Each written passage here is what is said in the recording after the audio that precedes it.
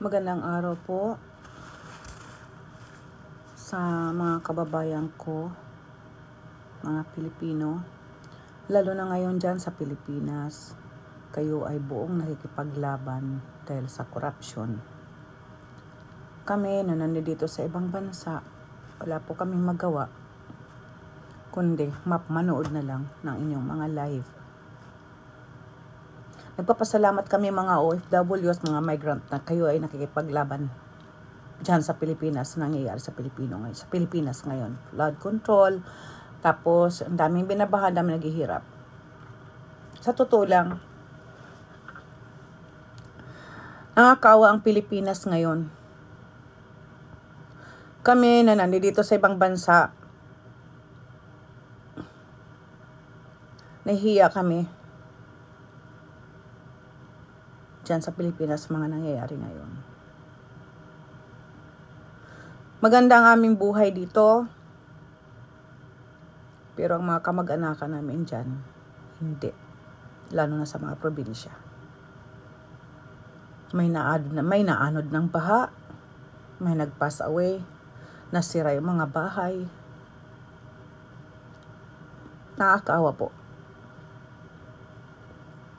Ang grupo po namin, may Philippine community po kami dito sa Japan. 3 days pong nag-feeding ang grupo namin sa Cebu. Naawa pa ako kami sa kanila. Nag-ambag-ambag po kami dito. Sa totoo lang po,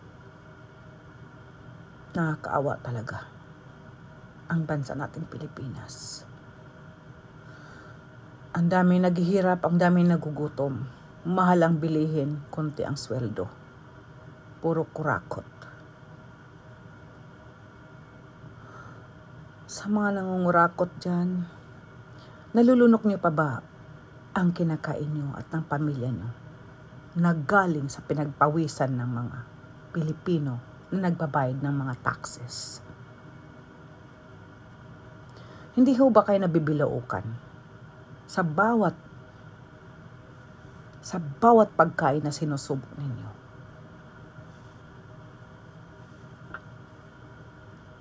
Maawa naman po kayo. Tama na yung mga pagnanakaw ninyo.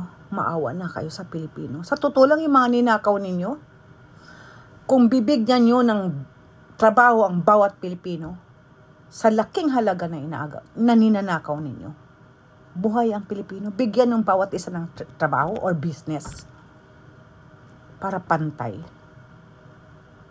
Para pantay lahat. Hindi man sila maging mayaman na katulad ninyo. At least makakakain sila dahil tinulungan nyo. Mayayaman na kayo, bakit kailangan nyo pa rin magparami ng pera? Hindi nyo iniisip ang mga taong nasa laylayan. Binabaha ang Cebu, ang daming nakalutang. Pero, nagpa-party sa Malacanang. Kawawa naman ang Pilipinas. Kami, dito sa Japan, ewan ko lang, siguro ganun din naman sa ibang bansa ng mga Pilipino. Dito lang na sa Japan, ang mura ng bilihin, healthy ang pagkain, punong-puno man kami ng alas 24 hours, matulog man kami sa daan, walang hold up, walang rape. Malinis ang daan. Wala kaming kinatatakutan. Kaya ganun na lang kami.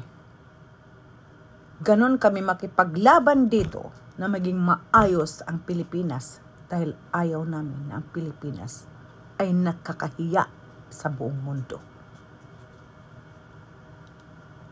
Maawa naman po kayo. Yung mga nasa gobyerno ngayon, tama na po. Hindi nyo po madadala ang kayamanan nyo sa kamatayan nyo. Buhay pa kayo, sinusunog na ang mga kaluluwa nyo sa impyerno. Matuto po kayong magkaroon ng utang na loob. Tumingin sa utang na loob. Dahil hindi man kayo ngayon magabaan sa mga anak at apo nyo, doon po sa kanila dadaan.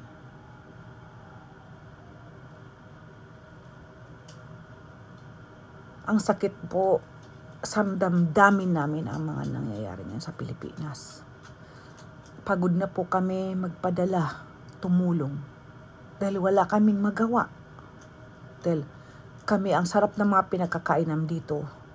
Nakakapanghinayang yung mga tinatapon namin sobrang pagkain dahil iniisip namin dyan sa probinsya lang sa mga probinsya ng mga aming kamag-anakan. Wala man lang silang makain, pero wala kaming magawa. Ang gobyerno natin napakasama. Hindi ko naman nila lahat. Napakasama. Napakasama. Walang mga puso't kaluluwa. Ang tawag nila sa pera, basura. Kung ang basura ang tawag niyo sa pera, bakit hindi niyo itapon sa basurahan para pulutin ng mga basurero, ng mga naghihirap na walang makain? Basura pala tawag nyo eh. Pero sa amin, ang pera ay napakahalaga. Dahil pinagpapaguran, pinagpapawisan, pinagpupuyatan namin. Tinitiis ang kalungkutan sa buhay na malayo sa kapwa pamilya, sa mga pamilya.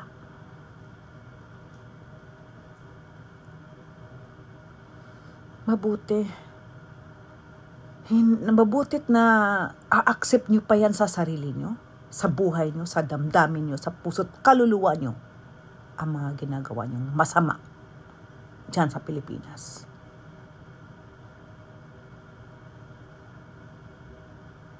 Nakakahiya kayo. Ngayon, nilalait kami ng mga Pilipino dito kung saan kami naroroon ngayon.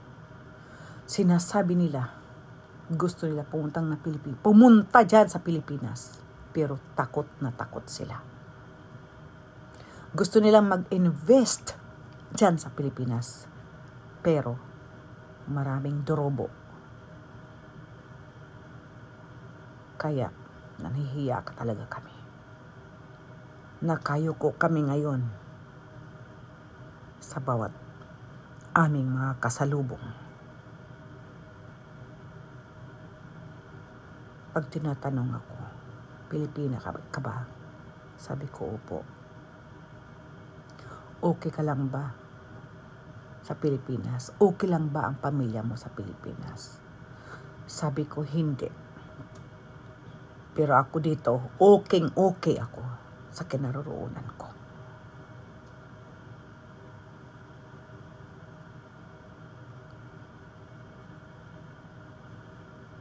Mahal na mahal namin ang Pilipinas. Mahal na mahal namin ang aming mga pamilya. Mahal na mahal namin ang kapwa namin Pilipino. Sana mahalin niyo po sila. Kayo may makapangyarihan yan sa gobyerno. Mahalin niyo ang kapwa niyo. Mayayaman na kayo eh. Anong sabi ni Papa Jesus? Ang taong nagugutom pakainin. Ang taong kumakatok ay buksan ng pinto.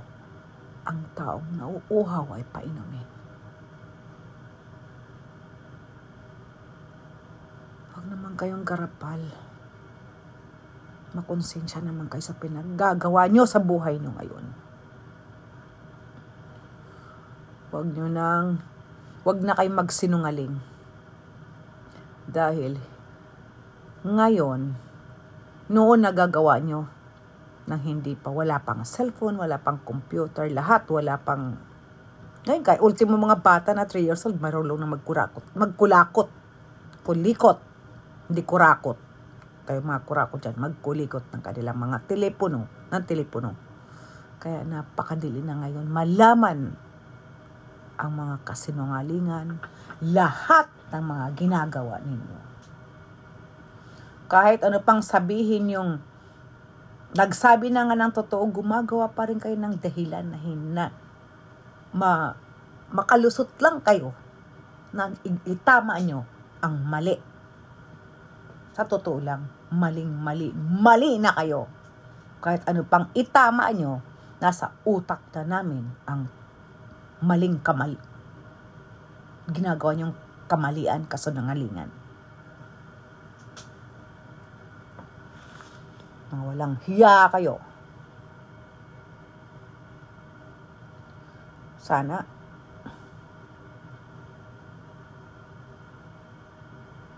magkaroon kayo ng konsensya.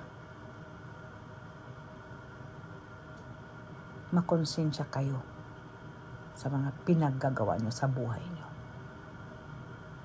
Mamamatay tayong lahat. Lahat tayong mamamatay. Kaya isipin nyo rin ang kapwa nyo.